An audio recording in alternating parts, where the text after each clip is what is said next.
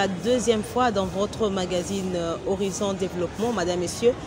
Lui, c'est le professeur Ferdinand Kimwanga, qui est environnementaliste. Au-delà d'être politique, il est intéressé par les questions environnementales. Nous lui disons déjà bonjour et bienvenue, professeur. Bonjour, madame. Avec lui, nous allons parler de son ouvrage qui est apparu aux éditions universitaires européennes. L'ouvrage s'intitule « Métrologie et gestion des écosystèmes pour le développement durable, application à l'eau de la rivière Ndjili à Kinshasa, la capitale de la République démocratique du Congo ». Est-ce que ça se passe bien de votre côté, professeur? Oui, très bien. Ça se passe très bien, madame. Vous êtes sûr? Oui, très bien. Et surtout que votre ouvrage tant attendu vient de paraître. Surtout que c'est mon premier bébé. Mon premier bébé scientifique qui vient de paraître. Je suis très content des échos qu'il a laissés là où il a été publié. Et oui, en Allemagne. Et des échos aussi qu'il a tout de suite à peine arrivé chez nous. Donc j'ai des demandes terribles. Je vous dis même des sociétés qui sont chargées de contrôle qualité qui en demandent. Donc j'ai fait une commande vers l'Allemagne pour 100 ouvrages qu'on a commandés par une société de la place parce que je ne voudrais pas faire la publicité. Donc, mais sinon, il y a des meilleurs échos. Je suis très ravi. Pourquoi le professeur Kimwanga n'a pas voulu publier ici, chez lui, en République démocratique du Congo? Il a voulu jeter le regard vers l'extérieur de la RDC. J'avais voulu avoir un peu une notoriété un peu internationale. C'est vrai, au Congo, nous avons des meilleures éditions, c'est vrai. Mais j'avais voulu ressortir du national pour requérir le caractère international. Aujourd'hui, si vous tapez sur Google, vous allez voir le professeur Kimwanga avec ses publications, les articles. Et ce qui veut dire tout simplement, voilà, ce qui avait motivé mon choix, c'est de se faire connaître. Et que lorsqu'on parle des grands chercheurs, qu'on cite aussi le professeur Kimwanga parmi eux, sur le plan international. Le premier ouvrage, le premier bébé, vous l'aviez dit au début de cette émission. Oui. Combien de temps il vous a fallu pour écrire cette œuvre? Ça fait 10 ans. 10 ans que vous vous intéressez à cette question de l'eau de la rivière Ndjili. De l'eau de la rivière Ndjili, ça fait 10 ans. Depuis 2010, j'étais sur la question. J'étais en train de faire un constat selon lequel les cours d'eau congolais sont tellement pollués. Ils sont pollués du fait de comportements non écologiques des riverains ou des personnes vivant le long du lit de ces rivières-là. Je me disais, mais comment mettre fin à cela? Alors j'avais déjà commencé à comprendre que des fois on peut se dire que parce qu'on a jeté quelque chose dans la rivière est polluée. Je dis non, non, il y a ce qu'on appelle l'essai d'assimilation naturelle. Ça veut dire la capacité à partir de laquelle l'eau commence, lorsque c'est est dépassé, l'écosystème commence à défouler. Ça veut dire qu'il y a une pollution acceptable qui ne perturbe pas le vécu de la biodiversité de l'écosystème. Alors, dans la rivière, généralement, il y a la demande biologique en oxygène, qui est un indicateur qui permet de savoir si on a dépassé les niveaux susceptibles d'assurer la vie ou la survie de la biodiversité de l'eau. Et c'est comme ça, lorsque la pollution atteint ces niveaux-là, alors on est en train de perturber l'équilibre écosystémique et le bien-être des populations est entamé. Et en ce moment-là, si le bien-être de la population est entamé, on perturbe aussi l'équité intergénérationnelle. Or, l'équité intergénérationnelle, c'est quoi? C'est le fait pour la génération présente de vouloir satisfaire ses besoins tout en tenant compte qu'après moi ou après nous, il y a une ou plusieurs générations qui viendront après nous qui auront véritablement besoin de cette rivière pour la vie, pour la survie. Comment êtes-vous arrivé à démontrer? Parce que là, avec les téléspectateurs qui sont en train de vous suivre, nous nous rendons compte que toute pollution ne produit pas des conséquences sur les eaux de Kinshasa, particulièrement les eaux de la rivière qui a intéressé votre étude. Comment êtes-vous parvenu à démontrer cela? Parce que généralement, c'est la question que les téléspectateurs sont en train de se poser. Merci beaucoup, madame. J'ai dit que la pollution a un seuil. Ça veut dire dépasser ce seuil, ça devient très dangereux parce que ça perturbe l'équilibre écosystémique. Madame, pour maintenant savoir ces seuils, il faut recourir à la métrologie. La métrologie comme science de mesure. Alors comment je suis parvenu à cela? Je suis parti d'un prélèvement d'échantillons. Les échantillons ont commencé par Gilles Brasserie, Secomaf, et puis Quartier Neuf, et puis au pont de captage de la régie des eaux ici, au pont d'Ndjili. J'ai prélevé les échantillons. Ça m'a pris pratiquement 12 séances de prélèvement des échantillons pendant 3 mois.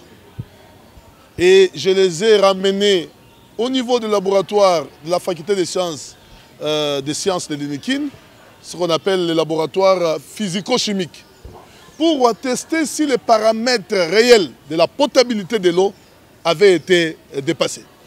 Et c'est comme ça que nous sommes partis des normes de l'OMS, qui sont les normes de la potabilité de l'eau.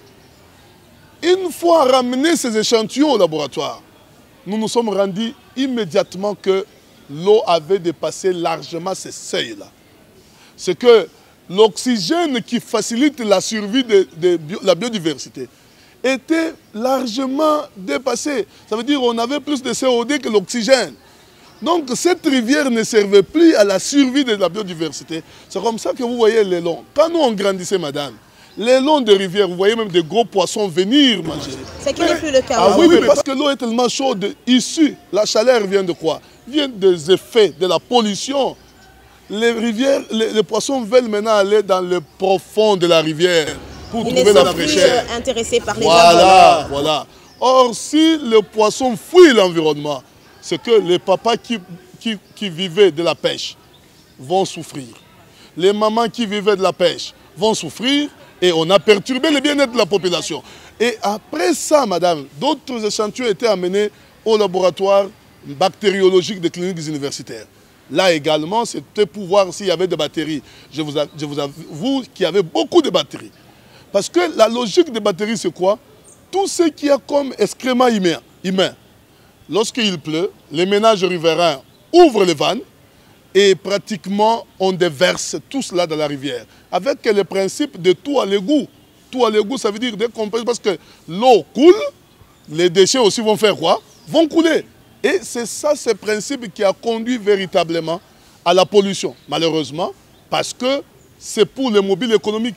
Les économistes sont les premiers à perturber les équilibres écosystémiques. Comment ça? Mais parce que chez eux, c'est quoi? C'est la recherche de l'icre. On peut même casser la forêt censée se vendre le bois. Mais on ne sait pas se rendre compte du fait des dangers de la coupe de bois. L'essentiel, j'ai gagné. Mais quand vous avez coupé, le réchauffement climatique qui s'ensuit, et vous-même qui avez gagné l'argent, vous risquez de vous retrouver bloqué. Donc, monsieur Kimwanga, vous êtes en train de nous dire qu'aujourd'hui, la pollution de nos eaux, la responsabilité incombe aussi aux économistes. Ça incombe aux économistes comme acteurs économiques, comme acteurs de production. Et c'est la production, qu'elle soit artisanale ou industrielle, qui cause véritablement la pollution. Et non seulement cela, il y a les effets aussi, les actes des ménages.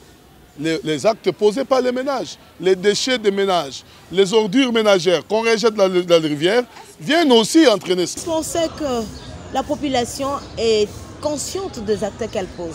Non. La population n'est pas consciente du fait que les pouvoirs publics ont abandonné leur rôle. L'État congolais. Tout à fait. Vous avez dit que vous avez fait 12 fois, plus de 10 fois des prélèvements. Pourquoi vous n'êtes pas arrêté à 3 prélèvements, 4 prélèvements? Vous êtes allé juste au-delà de 10. Parce que dans ces expériences-là, il faut confirmer, parce que la métrologie, il faut éviter l'incertitude. Il faut beaucoup plus répéter l'expérience pour voir que si toutes ces expériences se rapprochent ou se répètent, alors là, on confirme l'hypothèse. Donc, on ne peut pas, à partir des expériences, on s'est dit non, moi j'ai trouvé ça, parce que quelqu'un d'autre peut venir te contredire. Or, cet ouvrage, je l'ai voulu comme une portée scientifique, et une portée scientifique internationale, il fallait véritablement faire de meilleures analyses. Et d'ailleurs, si vous êtes en train de vous rendre compte aussi, il y a le fait aussi que les cours d'eau sont davantage très pollués pendant la période pluvieuse. pendant la période pluvieuse. Alors que pendant la période de la saison sèche, les cours d'eau sont de moins en moins pollués. Quand je dis je fais 3 mois, j'ai pris 1 mois pendant la période de saison sèche et 2 mois pendant la période de la saison pluvieuse pour essayer de comparer. Et la comparaison a donné des résultats qui confirmaient notre hypothèse de départ, selon laquelle, pendant la période de pluie, les rivières sont davantage polluées. Pourquoi? Parce qu'il y a trop de turbidité, le pH est très élevé. Le pH, c'est le potentiel d'hydrogène. Alors, là, dans ces conditions-là, la biodiversité ou les micro-organismes qui vivent dans l'eau ne peuvent pas résister. Ne peuvent pas résister. Donc, pendant la saison sèche. Pendant la saison sèche, maintenant, il y a moins de coulements. Parce que vous savez, le ruissellement d'eau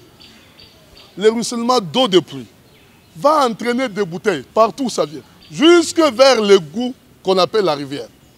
Et finalement, on a la difficulté, même pendant la période de saison sèche, les gens qui ont leurs dalles n'ont pas la possibilité d'ouvrir pour que ça descende parce qu'on les ouvre lorsqu'il pleut. Vous voyez? Donc, il y a moins de pollution des rivières pendant la période de la saison sèche que pendant la période de la saison pluvieuse. Monsieur Kimwanga, avant d'entrer vraiment dans le contenu de votre ouvrage, oui. je voudrais que vous puissiez dire à notre population qui est en train de vous suivre, est-ce que maintenant, à ce stade, où vous venez de nous démontrer tout au début de cette émission, que nos eaux sont vraiment polluées, avec preuve à l'appui, parce que vous avez mené des études sur le terrain, et déjà à vous entendre parler, personne ne peut s'en douter que vous maîtrisez très bien la matière, hein, parce que vous entrez vraiment dans les vifs. Est-ce qu'il y a moyen aujourd'hui de remédier à cette situation? Oui. Et comment le faire? On parle de 3 principes, madame, qui sont édictés dans mon ouvrage. Mon ouvrage édicte 3 principes. Il y a le principe de précaution, le principe de prévention et le principe d'action. Le principe d'action, c'est un principe d'innovation que moi j'ai innové dans l'ouvrage. Parce que ça n'existe pas. J'ai constaté que déjà les rivières de la RDC sont polluées. Donc, oui, surtout celles de Kinshasa, des grandes villes de la République. Mais je me suis dit ceci. Mais est-ce que pour une rivière polluée, quelle précaution à prendre? Quelle prévention à prendre? Parce que nous sommes déjà dans la pollution. J'ai dit, il faut... Et les conséquences sont en train d'être... Oui, il faut un 3e principe que j'ai nommé principe d'épuration de l'eau ou principe d'action. En RDC, il faut d'abord épurer nos rivières. Il faut les curer, les épurer pour que l'eau soit retournée à son état initial de propriété. Ce n'est qu'à partir de cela qu'on va retourner vers les principes de prévention. Mieux vaut prévenir que guérir. Maintenant, nous laissons polluer nos rivières pour, in fine, gérer en aval les maladies hydriques. Ce n'est pas logique. Puis les maladies que nous vivons à Kinshasa, la cause, c'est aussi la pollution. Oui, l'eau sale. La preuve aussi est que pour la régie des eaux, la régie des eaux doit dépenser beaucoup de tonnes de chlore pour dépolluer l'eau. Parce que l'eau est pure. Moi, je suis économiste industrialiste. En train de contredire certains observateurs. L'eau de la régie des eaux est pure. Mais seulement le circuit de distribution de la régie des eaux est vétuste. Moi, j'ai conduit maintes fois mes étudiants dans les cours de gestion de production, dans les sites de production de la régie des eaux à la 17e rue, à Kingabwa. Nous sommes arrivés à constater que l'eau est pure. Et d'ailleurs, quand ça sortait, nous prenions cette eau. Mais les problèmes que nous rencontrons, par exemple la rouille avec laquelle l'eau s'accompagne, les vers de terre qui accompagnent l'eau dans l'écoulement de nos robinets, ne viennent pas des sites de production. C'est que la régie des eaux a un problème. C'est les circuits. Et l'État doit accompagner en payant ses dettes. Parce que l'État a beaucoup de dettes.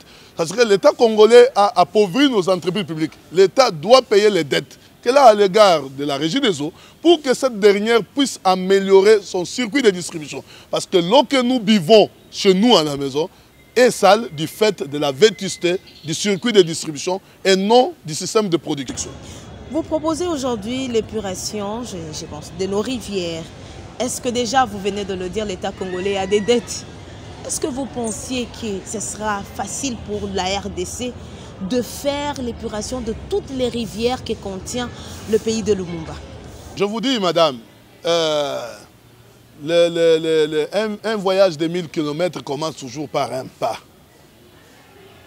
on devrait d'abord voir la volonté, par exemple, on s'est dit, on commence avec la rivière Ndjili.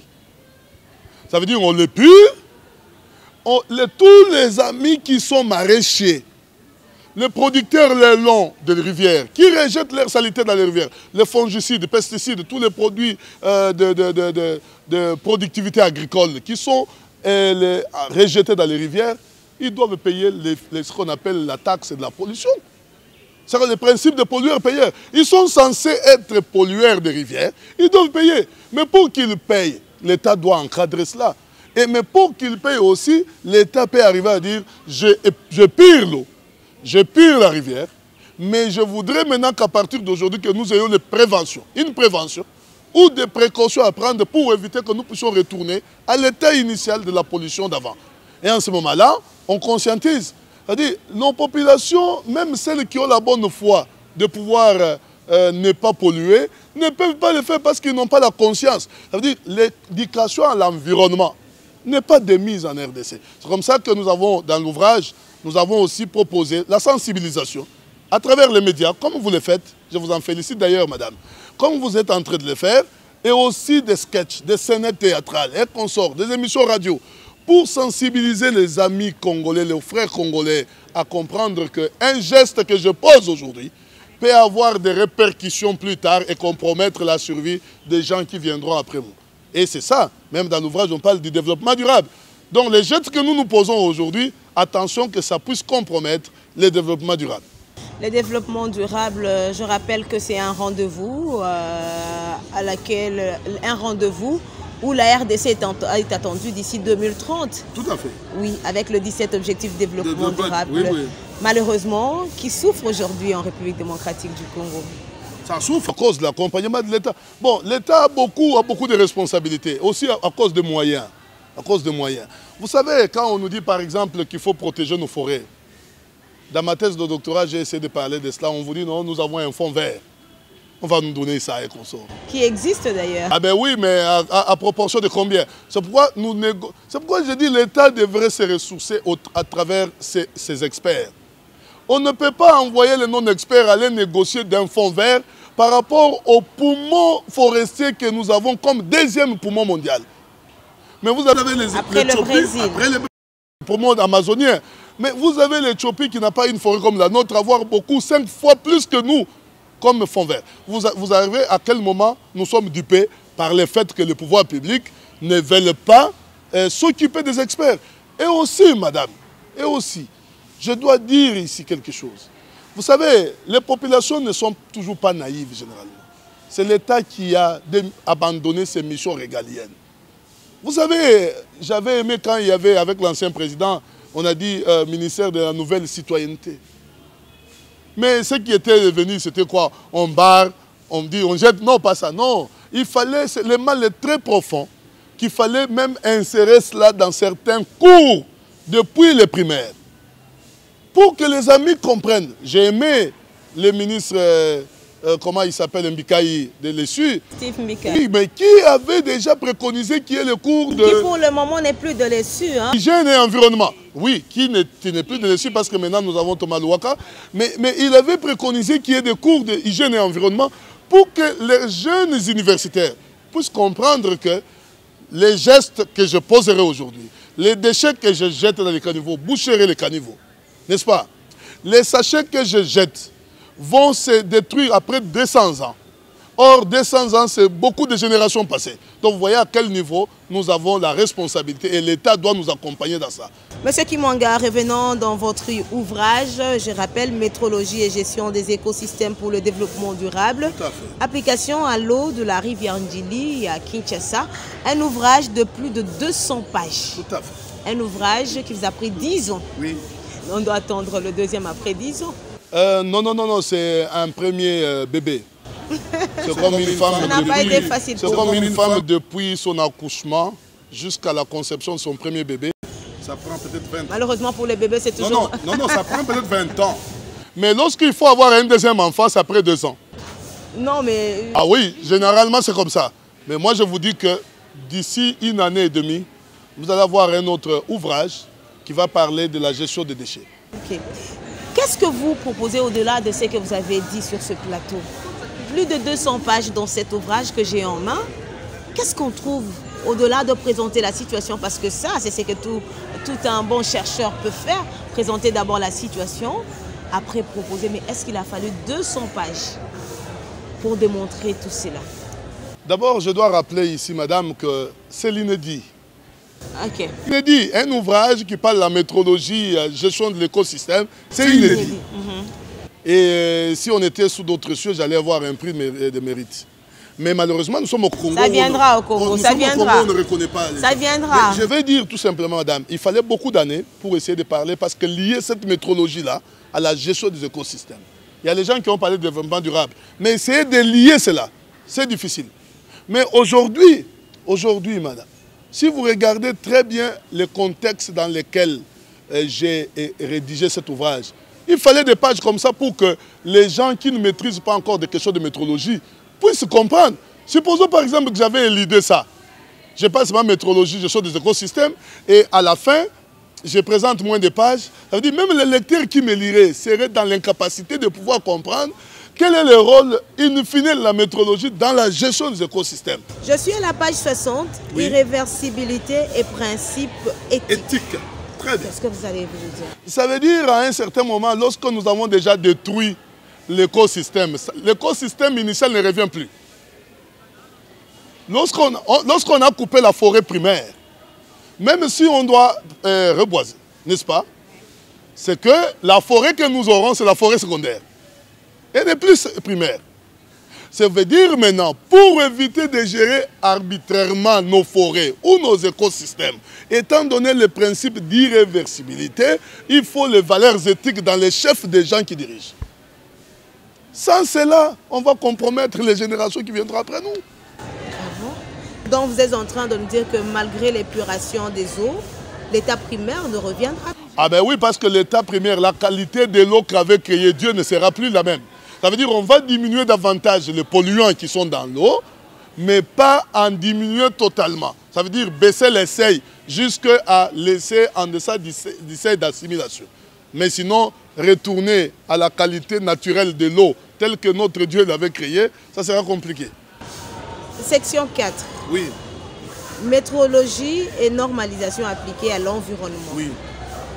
Oui. Et là, vous définissez, vous donnez des limites, Et là, la métrologie. D'abord, la métrologie ne s'applique qu'en accompagnement des normes. Les normes sont pratiquement des documentations ou des références qui sont adoptées pour faciliter les mesures. Je venais de dire tout à l'heure que la métrologie est une science de mesure. Mais ces mesures ne se font que sur base des normes, madame. Or, les normes pour cet ouvrage, nous sommes référés aux normes de l'OMS. L'OMS, en tant qu'Organisation mondiale de la santé, a édicté les normes de la potabilité de l'eau, ce qui utilise aussi la régie des eaux. Mais nous avons essayé de mesurer sur base de quoi? De ces normes-là. Mais quand on applique la métrologie aux écosystèmes, aux valeurs environnementales, ça s'appelle métrologie environnementale ou normalisation environnementale. Excusez-moi de vous poser cette question, professeur. Peut-être oui, que ce sera une question un peu banale. Oui. En rédigeant votre ouvrage, il y a une cible. Vous avez une cible bien précise. Donc il y a des personnes qui sont bien visées par cet ouvrage. Le fait que j'ai un peu parcouru cet ouvrage, je me rends compte que le petit peuple est loin d'être la cible de votre ouvrage. Parce que lorsque vous utilisez des termes tels... Mais alors qu'au début, vous avez dit que c'est parce que c'est par manque de sensibilisation, par manque de connaissances sur des questions environnementales que la population pose aujourd'hui certains actes. Et je me rends compte que quelque part vous voulez une chose et son contraire.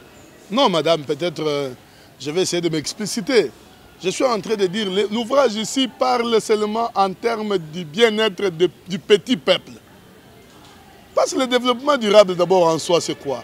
C'est un développement qui voudrait que l'on satisfasse les besoins de la génération présente sans compromettre la satisfaction des besoins des générations futures. De quelle génération parle-t-on? Du petit peuple. Et je suis entré, par exemple, l'ouvrage accable les dirigeants. L'ouvrage accable les dirigeants qui n'ont pas pris le taureau par les cornes pour comprendre qu'ils ont la responsabilité. Les dirigeants depuis 1900 jusqu'à ces jours. Tout à fait, madame. Régime Tshisekedi. Tout à fait, madame. Jusqu'à aujourd'hui, bien que je sois en train de louer l'initiative du chef de l'État pour 1 milliard d'arbres, ça c'est tellement innovant. Et je les félicite pour ça, parce que ce n'est que par des gestes comme ça que nous allons arriver. Cela ne suffit pas. L'eau, c'est la vie, mais l'eau du Congo, ce n'est pas la vie parce qu'elle est tellement polluée. Il faut la dépolluer. Quand nous demandons qu'on dépollue, c'est pour le petit peuple, madame. Ce n'est pas pour les autorités parce qu'ils achètent de l'eau dans les supermarchés. L'eau qui est visée, c'est l'eau de la rivière Ndjili, c'est l'eau qui est utilisée pour la grande consommation de la capitale et c'est l'eau du petit peuple. Et cette eau du petit peuple, l'ouvrage vient résoudre les problèmes du petit peuple. Donc je me contredis nulle part, madame. L'ouvrage vient résoudre le problème du petit peuple. Comment trouver cet ouvrage? Sûrement, il y a des personnes qui veulent avoir cet ouvrage, qui est une solution au problème des eaux de la République démocratique du Congo. Est-ce que vous avez eu soin d'entrer en contact avec les autorités pour faire ces propositions, qui sont d'une importance capitale et qui viennent sauver les eaux de la République démocratique du Congo? Merci beaucoup, madame. Je suis en train de dire que je voudrais d'abord faire le baptême de l'ouvrage.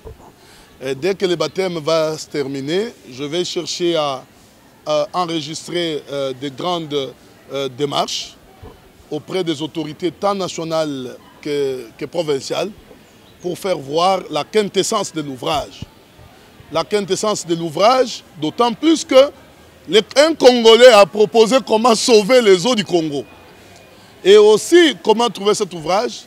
Je vous dis, l'édition, tellement que la matière abordée est très importante, ouais, très ils ont traduit cet ouvrage en 4 langues.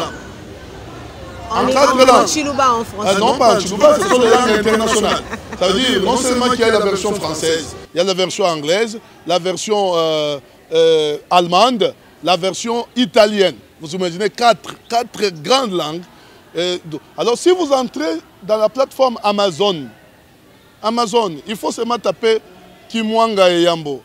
Ou bien métrologie et gestion des écosystèmes. Vous allez voir, même les prix est à bon. Mais jusque-là, le prix sur le plan international est de 82,85 €. Et sur le plan national? Sur le plan national, parce que moi-même, je l'ai acheté en tant qu'auteur, je voudrais vulgariser, je l'ai placé à 75 $. Ah, c'est pas beaucoup. C'est beaucoup par rapport au pouvoir d'achat des Congolais. Mais ce n'est pas beaucoup par rapport à la peine que j'ai subie depuis 10 ans pour rédiger cet ouvrage. Okay. Nous sommes presque arrivés à la fin de ce numéro qui a eu le plaisir de vous recevoir, surtout le plaisir d'avoir ce livre alors qu'il n'est pas encore baptisé. Oui. Mais nous avons le plaisir d'en parler dans cette émission Horizon Développement. Qu'est-ce que le Congolais, surtout les autorités de la RDC, l'État congolais que vous avez incriminé ici dans cette émission, qui ne joue pas correctement son rôle, qui a failli quelque part dans plusieurs domaines d'ailleurs. Qu'est-ce qu'on peut retenir de cet ouvrage qui est tellement demandé au niveau international comme au niveau national? D'abord, je n'ai pas incriminé le pouvoir public, j'ai interpellé le pouvoir public. J'interpelle le pouvoir public. D'abord, ce que nous devons retenir, c'est quoi? C'est que déjà, en regardant seulement les rivières, nos rivières congolaises, déjà, point n'est besoin de faire des analyses physico-chimiques. L'eau est polluée. Il faut agir vite. Et comment elle est polluée? Parce que les Congolais ou les populations considèrent que les rivières sont des biens communs, les biens publics. Par manque d'informations. Or, les biens communs ont un principe majeur, le principe de non-exclusion. Ça veut dire que chacun peut en user comme il pense. Et c'est dans ces principes d'usage commun que chacun peut rejeter tout ce qu'il a comme déchets là-bas. Et finalement, ça va perturber l'essai d'assimilation naturelle.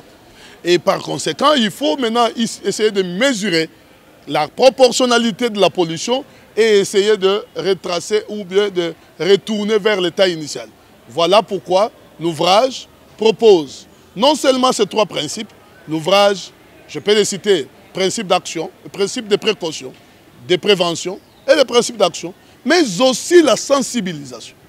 Parce que la sensibilisation, ça va étouffer le manque de flair écologique que nous avons. Nous n'avons pas les flairs écologiques. Ça veut dire que même quand quelqu'un consomme quelque chose, il a tendance toujours à jeter. Vous avez vu chez nous ici, les poubelles sont ici et là. C'est pour permettre à ce que les étudiants puissent avoir la capacité de savoir gérer les écosystèmes. Non seulement il y a l'interpellation des pouvoirs publics, il y a aussi l'interpellation des riverains. Mais les riverains sont les premiers responsables de cet état des choses. Et aussi, à leur tour, devraient payer une taxe environnementale sur base du principe de pollueur-payeur. Voilà le gros. Pour éviter de perturber l'équité intergénérationnelle. Ça veut dire, moi qui vis aujourd'hui, je dois aussi laisser la chance aux autres générations de vivre un comme beau moi. pays. Très bien. C'est pourquoi vous avez dit irréversibilité et principe d'éthique. Donc l'éthique permet à ce que, lorsque j'agis aujourd'hui, que je puisse me mettre en tête, ceux qui viendront après moi devront aussi trouver un cadre bien protégé pour qu'eux vivent ici. Ok. Monsieur Kimwanga, vous avez dit qu'il faudrait une taxe, c'est d'ailleurs votre dernière intervention. Est-ce que dans cet ouvrage, vous avez proposé un prix pour cette taxe? Non, je n'ai pas proposé parce que généralement la taxe est proportionnelle au niveau de la pollution. Parce que celui qui pollue plus doit payer plus. Ah, principe de pollueur-payeur. C'est voilà. Ça. Okay. Et d'ailleurs, le livre parle des instruments de la politique environnementale. Et ces instruments, entre autres, il y a les instruments économiques. Vous avez le droit à polluer, vous avez les écotaxes, vous avez la taxe environnementale, etc. etc. Non seulement cela, vous avez les instruments informationnels, les médias, la sensibilisation par le bouche à l'oreille, ainsi de suite, pour que les gens acquièrent de nouvelles façons d'agir sur notre propre environnement naturel. Voilà, l'urgence s'impose, madame, messieurs, pour les autorités de la RDC de sauver nos eaux, qui sont les eaux de nos rivières, qui sont actuellement polluées. Le professeur Kimwanga, notre invité de ce jour, l'a démontré avec preuve à l'appui dans cet ouvrage où il étale la situation des rivières de la République démocratique du Congo. Mais il ne s'est pas arrêté là, il a fait aussi des propositions. Cet ouvrage est à la portée de tout le monde, à la portée des autorités de la RDC pour sauver nos rivières, afin de léguer aussi un beau pays aux générations futures. Sinon pas, nous allons tout perdre, le professeur l'a dit dans cette émission. Merci à vous, professeur, d'être revenu une fois de plus dans cette émission. Merci beaucoup. Et surtout d'avoir accordé le privilège à l'émission Horizon Développement de parler de cet ouvrage qui n'est pas encore baptisé. Tout à fait. Madame, messieurs, merci de votre attention, merci de votre fidélité, surtout merci de vos réactions, merci aussi de vos propositions, de suggestions que vous faites parvenir à l'émission Horizon Développement, qui est votre cadre pour parler du développement de la République démocratique du Congo. Merci à toute l'équipe technique de cette émission, merci au président de Congo Télévision, Chabani Record, merci au directeur général Marcelin Kiswaka, sans oublier le directeur de programme Maurice Gigando, et surtout merci à vous fidèles téléspectateurs. Au revoir.